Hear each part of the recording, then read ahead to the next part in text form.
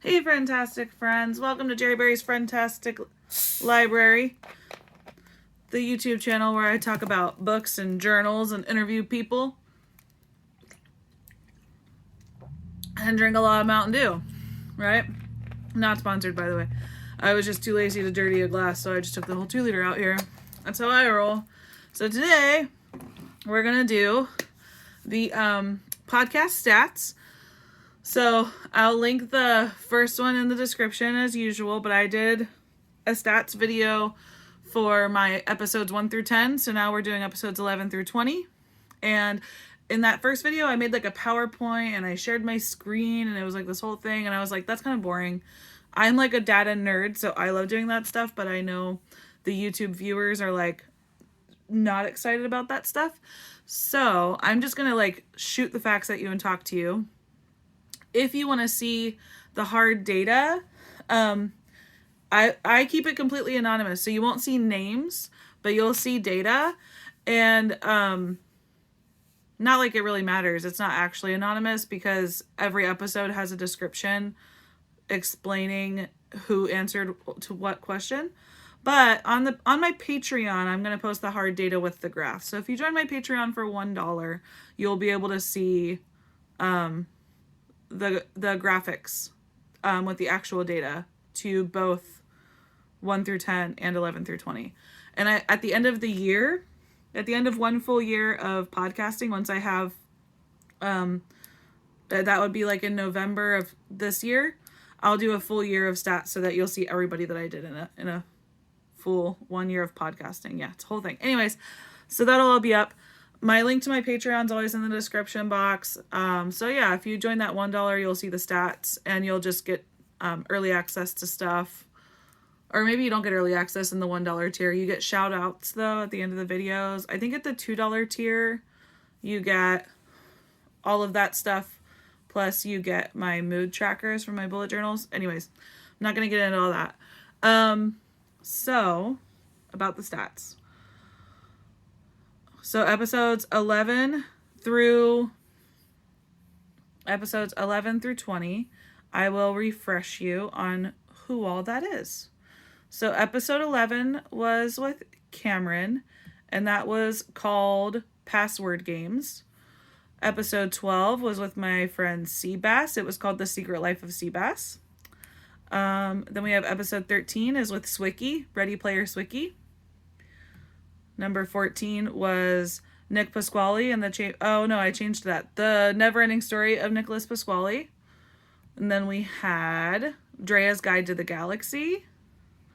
Who else do we have? Oh, we have This Is 30 with my friend Scott. Who's next? We have my friend Yesenia with Freaky Friday. And then we have my friend Michelle, Call the Midwife. Then there is Claire with Laughter Yoga, and it's called Funny Girl. And last but not least, we have Matt Hannis with Begin Again. So I always have people ask how I come up with titles. They really just kind of pop in my head. Sometimes I have to do some research and try to look up things, but basically somehow or another I started this trend of naming my naming my podcast episodes after movies. And I just like to continue that trend. There's really no reason behind it, but I like it. I'm a big movie lover. I like to play on words. So with Cameron Password Games, I titled it that on a play on War Games, the 1980s film with Matthew Broderick in it. If you are not old, then you might not get the reference, but it's a great movie. You should watch it if you love 80s nostalgia. And that he was, he's a person that was like coding and programming and doing software stuff in the early days of it. So I thought it was fitting, probably not as early as War Games, but like in the 90s, he was doing stuff like that. So that's why I liked that one for him. I kind of knew immediately. For Seabass, I didn't really know what to title this one. It was tough because I didn't know of too many movies that had MMA fighters in it, and I didn't want people to think that this was all about MMA fighting. So that one was a tough one. I did some research and I thought about it for a long time, and I landed on The Secret Life of Seabass because I really love, or I called it The Secret Life of Seabass Lopez because I really love the movie The Secret Life of Walter Mitty, which is with oh, what's his name? Ben Stiller.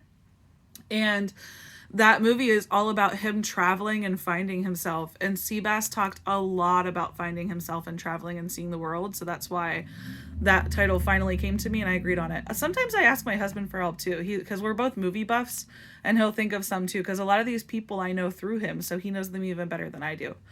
After that, I have Ready Player Swicky, obviously based off of Ready Player One, because my friend Swicky is one of the people that is into NFTs, and she kind of got into NFTs really early, in the early stages, and she's pretty famous in it now.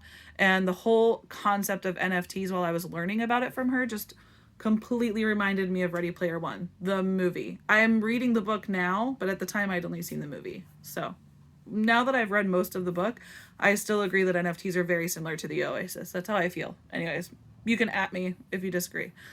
And then for Nicholas Pasquale, if you follow me on social media, you would have seen a whole apology, because I don't want to go too much into it. And again, if you disagree, that's fine. You can at me. I don't mind discussing things with people. I just spread love and light. I don't want to spread hate. But I originally titled it Nicholas Pasquale and the Chamber of Secrets, because he's a big book nerd like I am, and we talked a lot about books, including Harry Potter. I'm pretty sure even came up in that, amongst many other things. He's a math instructor, but we talked about so many different things in life. And then I found out after originally posting the video and tagging him in it that I learned all of the controversy around J.K. Rowling and her views on the LGBTQ plus community.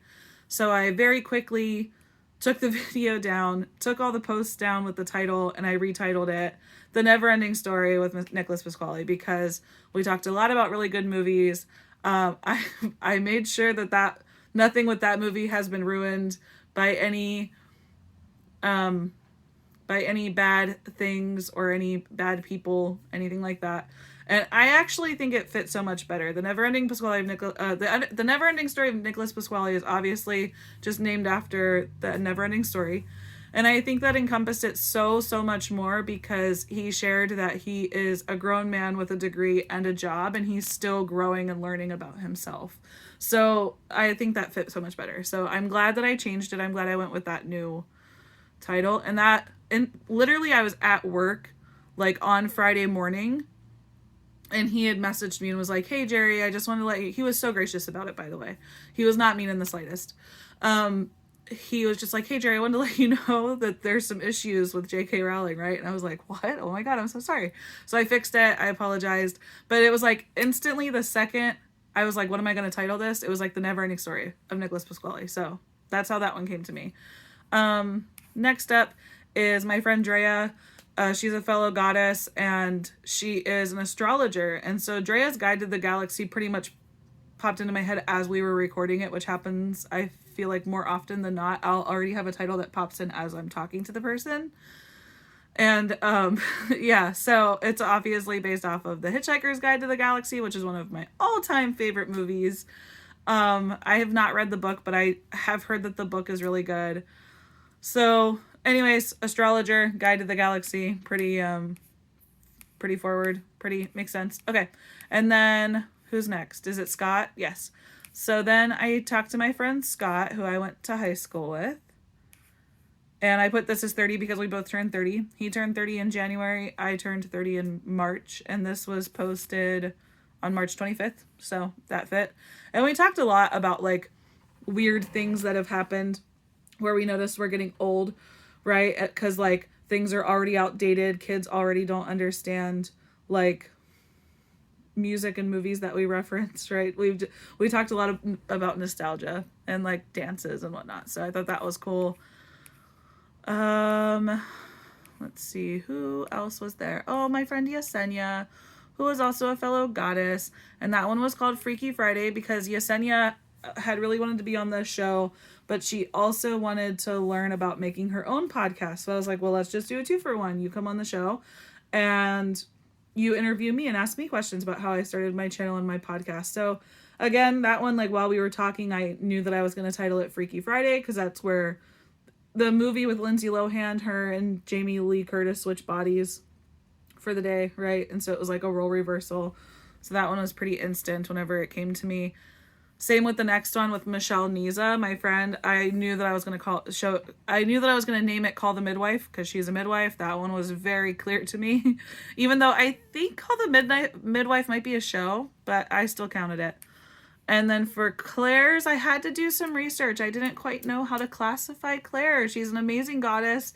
She does laughter yoga, which is one of the like best and most unique jobs I've ever heard of in my life. We covered so many things. We talked a lot about comedy, but unfortunately, a lot of comedies out there are either like slapstick, silly guy comedy or cheesy romantic comedies. So, and this was neither of those. This was just purely being joyful. But I feel like the title of Funny Girl encompasses her so much because she is so funny, even though that movie doesn't really fit. So that happens sometimes. And I think I even said that in the description. I was like, don't worry, this is not a Broadway musical with a dramatic romance in it. I really just love the title.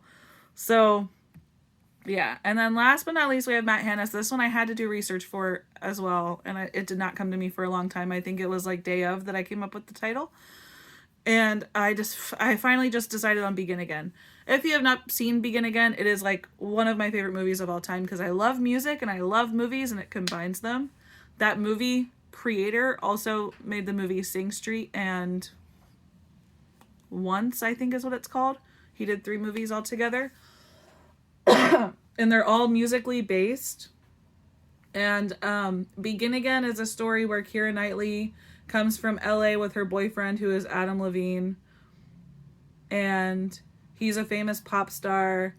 And she kind of co-writes with him and they come to LA so that he can try to make it big. And he ends up cheating on her. And so she has to kind of begin her life again. And she ends up recording her own album with Mark Ruffalo as the producer. And yeah, so she builds her fame that way. So that's why I kind of picked that because in Matt's episode, we talk a lot about him leaving California to go to Tennessee to start his music career. So that's that. It was hard to find movies about music that weren't like all about sex, drugs, and rock and roll. So, and then any movie about Tennessee is like very, very, I don't know how to say it without sounding mean, but it's very like redneck, I guess, part of Tennessee. And I don't mean any offense to that. I classify my family and myself as a redneck half the time. So hopefully nobody takes offense to that. But yeah, and so that didn't fit because Matthew lives in Nashville, which he talked a lot about how that is a big city, not like the rural areas of Tennessee. So that's why I finally landed on Begin Again. All right, so that's how I titled all of them. Let's get into the actual stats. So whenever you decide to be on the show, which if you're watching this and you think I want to be on the show, just message me, dude. Like totally. I definitely just schedule people where I can get them. I usually like just ask a bunch of people at once and then we kind of have to go back and forth to schedule and we have to go back and forth with people's busy lives. Sometimes we record it and then it doesn't even work because the audio is messed up or something and then we have to work on re-recording it. So if I haven't like reached out to you, please don't take offense. I just kind of come up with a list and like every week or two I just like mass text people, maybe like 5 or 6 people, and I'm like, hey, do you want to be on my show? And then we have to go back and forth for a long time to actually schedule an episode. So if you want to be on the show, just tell me any way you can, right? Just comment anywhere that you follow me or DM me anywhere that you follow me and be like, hey, I want to be on the show. And I'm happy to have you and talk to you. That's why I did this, because I want to make human connection. I want to hear people's unique stories. I love all people. So anyways, if you're on the show, I send you a Google form and it takes like a minute to fill out. And the questions are like, what name do you want to go by on the show? What's your pronouns? What's your sexual orientation, i.e. heterosexual, gay, lesbian, pansexual, polysexual, etc. Where are you from? Where do you live now? What's your occupation? Political alignment, religious alignment, race, ethnicity. Do you have any social media links or websites you want to share with the people? Do you have a picture you want to share with the people? That's basically, and I make sure my very first question is all about consent and knowing that the information they give me is going public. And if they don't want to give me the information, they don't want to give me the information, right? So that's where I get all my stats from. Google Forms makes it really easy to collect data and make graphs out of it. So with episode 11 through 20, I had one person not give me their preferred pronouns. I had one she, her, they. I had one he, him, they. And then I had 3 he, hims and 4 she, hers. So I thought that was pretty cool. It was definitely more female heavy than male heavy this time around with the 4 she, hers and the 3 he, hims. I try to keep it balanced. Like, I don't methodically place episodes or schedule episodes very often. Sometimes I do. Like, I have one in the bank that's been in there for a while because I have a very specific date that I need to release it on. But honestly, I just get them where I can and post them as soon as possible, basically. But I try to whenever I'm asking people, I try to consciously think to make sure I'm covering all corners of the human diversity spectrum, right? So, anyways, sexual orientation. There was one bisexual person. 2 people said NA, which is kind of normal. I think a lot of people don't want to disclose it or don't even like have a title for themselves. There was one pansexual person. There was one person that identified as gay or polysexual, and then 5 heterosexuals. So definitely very straight this time around. Let's see, where were people from? My favorite answer was the person that said my mom. I thought that was a great answer. The best answer in my opinion. And I love whenever I see people from the same place because it's so like random, I guess. I know so many people from so many places that I love whenever I get multiple people from the same place. So I had 2 from Monterey County and 2 from Soledad, California. Sorry, Monterey, California and Soledad, California. So I thought that was cool. 2 each. I had a person from Tacoma, Washington, a person from the Bay Area, a person from Sacramento, a person from Tucson, and a person from Pittsburgh, PA. I'm wondering who the PA, oh, that's probably Scott. Okay. And then where they live, they were all completely different, but I do have 2 from Monterey, California, and then the other 8 were all completely different, including Nashville, San Jose, Marina, Tucson, St. Louis, LA, Long Beach, and Houston. Okay. Next up is political alignment and religious alignment, and a lot of people don't feel comfortable answering these. This happened in the first 10. I feel like I had more people answer this time around, but a lot of people feel uncomfortable sharing it because there's so many people that are just ready to argue on the internet these days, and a lot of people don't feel comfortable posting this publicly. So I had this person said they were independent, democratic, libertarian. That was one person's answer. And then another person said, let me find the whole thing because the graph cuts off their whole answer. So, and I really liked it. I thought sometimes I think that the way people answer them are really funny. Here it is. This person said somewhere between anarchy and socialism. I thought that response was great. And then where's the other one? Okay. We had 3 people that literally said left or lefty or left leaning. I thought that was funny that they all decided to use that word. That doesn't happen very often. It's usually like liberal, left, independent, democratic. They usually all have very different answers, but 3 people literally said left or left leaning. And then I had 5 NAs. So literally half of the people that are on the show did not disclose their political affiliation. And then same thing with religion. I had, let's see, I had one person say they were a member of the Universal Church, Catholic. I'm not sure if that means that Catholic is the Universal Church or if they're a part of both the Universal Church and Catholic. I don't know much about churches or religions, I guess. There's one person that said they were atheists. There's one person that said they were agnostic. There's 2 people that said they were spiritual. So one person said like not religious but spiritual. One person said spirituality. So that's 2, 3, 4, 5. Yeah. So then 50% said NA. And like I said, a lot of people don't really like to disclose their political and religious beliefs, which I find very interesting. It's like they're either really passionate about it and want everybody to know, they're really passionate and don't want anybody to know, or they want to say like something really cool, like somewhere between anarchy and socialism, or give like 3 answers. So that's why I love those questions. And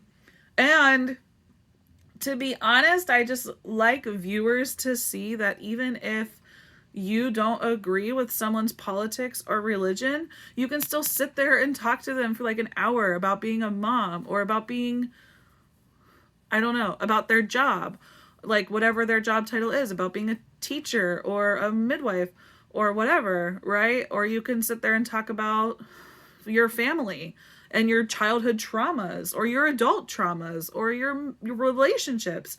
You can talk about your education and how you went to college. You can talk about so many things with that person and be very nice to each other and be very kind to each other and love each other and make space for each other, even if you don't have the same religious or political beliefs. Yeah, I don't want to go too long about that, but it's like, if you don't agree with me, great. Would I prefer that you agree with me? Of course. And I do have lines. So it's like, I can talk to you for an hour on my show, no matter who you are or what you want to talk about. But will I make space for you after that? I don't know, right? If we're too different, I might not make space and time for you because I need to protect my energy and my heart. But that doesn't mean that I have to outwardly hate you and outwardly shower hate and spew arguments. I spent far too much time doing that during political things in the past, and it made me feel very disgusting, and it made me feel very toxic and bad, and I've learned through a lot of therapy and self-reflection and self-work that it's not worth it anymore. I'd rather just love you from a distance and let you stay where you need to stay, and I'll stay where I need to stay, and if I see you, I'll high-five you on the way out, right? That's how I roll. That's that. Okay. So then the last one that I didn't make a chart for because they're all very different and have their own very lengthy answers is, oh no, I didn't do race or ethnicity because, again, they're all very different. So for race and ethnicity, I had one person that was 3/4 white, 1/4 Indian from India. I had one that was Mexican and Native American. I had one Hispanic, one white European, one white Dutch, one, I had 2 people that just said white. And then I had 2 people that said white Hispanic. And then the one answer that I really loved is human Anglo Isle of Man. I don't know if Anglo Isle of Man is a real place or if they were just saying that they are of the the Isle of Man. I'm not sure. Maybe if you know, you can let me know in the comments. And then what they do for a living is very unique to each person and very descriptive. So I didn't make a graph for that. But basically I had a software engineering manager. I had a fight coach and trainer. I had a photographer and NFT collector, a math instructor, freelancer, astrologer, virtual assistant, death doula. That was one person. I had a network security engineer. Who was that? Oh, that was Scott. Okay. And then some person said NA. I had a licensed midwife, certified professional midwife, certified doula. I had a laughter yoga teacher, and I had a professional musician. So that was everyone's professions. Yeah. So if you want to check any of those episodes out, if any of them sound interesting to you, they're on my channel all the time. They live there. You can go check them out. I'll link my episode 1 through 10, my episode with the 1 through 10 stats in the description below. My Patreon will be in the description below. If you'd like to actually see like the hard facts with the graphs, they'll be on my Patreon page. And so you just have to join with the $1 tier. For that $1, you also get shout outs at the end of every episode or end of every video. And then at the $2 tier, if you want all of that and more, the $2 tier gets copies of my mood tracker each month in my bullet journal. So that's that. If you want to be on the show, let me know. Comment, DM me, send me a carrier pigeon. However you want to contact me, you can contact me. I'm open to all things. I think that's it for this video. So yeah, I really like stats. That's my day job is stats, so that's why I do this stuff. If you like it, let me know. If you hate it, let me know. If you agree or disagree, let me know. I'll make space for you. I'll love you either way. All right, bye.